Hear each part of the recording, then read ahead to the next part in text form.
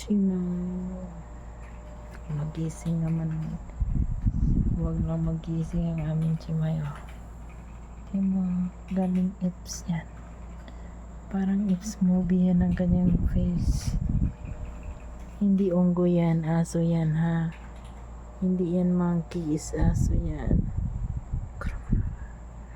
Ay nako, sarap ng tulugan niya, diba? Social na aso yan, no? Ang ihi niya ba? Itong guardia niya, oh. Antok na antok, oh. Matulog ka na. Hindi ka na nakakatulog dahil kay Sino. Ay, ang cute namin asong isa. Naku, super antok na yun. Yung lumipat dito para lang kay Missy, oh.